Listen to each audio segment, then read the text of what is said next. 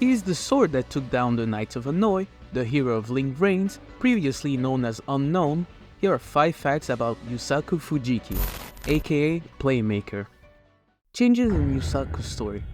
Every time there's a new Yu-Gi-Oh anime announcement, it is usually revealed in a Jump Festa event, an annual manga and anime convention in Tokyo, Japan organized by Shueisha.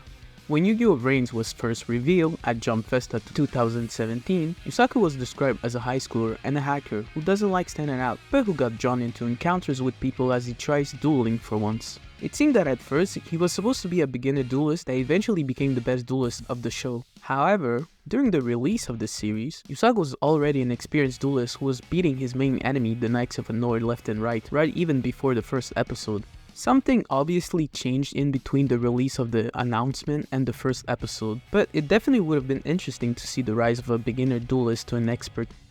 Decoding the name.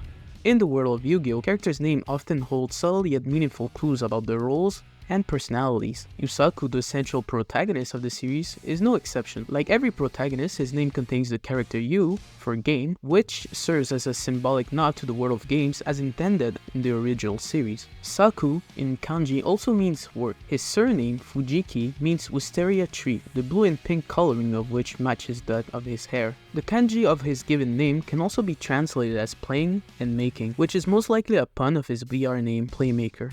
Seems like the Japanese really like giving pun names to their characters. Not a real king of games? While Yu-Gi-Oh is a shonen anime with a focus on card games, it is inevitable that a tournament arc becomes a focus during the story. In Vrains, however, it is the only Yu-Gi-Oh series without a tournament arc, therefore making Yusaku the only protagonist to never have won a tournament despite his perfect win-loss ratio. It's definitely pretty interesting that they were able to create a series without tournament, since it is a trope in shonen anime and it is very plot convenient. But can you really be the king of games if you've never really won a tournament? The extra deck like real life. The duels in the anime never really seem to use the entire extra deck, which is 15 cards.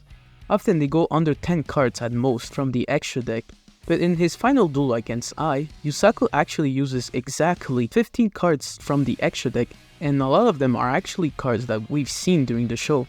A few examples of those is obviously Decode Talker, Cyber's Quantum Dragon, Firewall Dark Fluid Dragon, Cyber's Clock Dragon, and many more. I think this is actually a very cool detail and makes the duel feel a bit more realistic. I also think this is a good way to send off the Master Duel format of the Yu-Gi-Oh anime. Share traits with previous protagonists. Yusaku is the last protagonist of the Gallop era of Yu-Gi-Oh!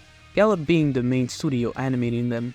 And he shares at least one similarity with the first 4 protagonists, Yugi, Judai, Yusei, and Yuma. First of all, he has 3 colored hair like Yugi and Yami Yugi.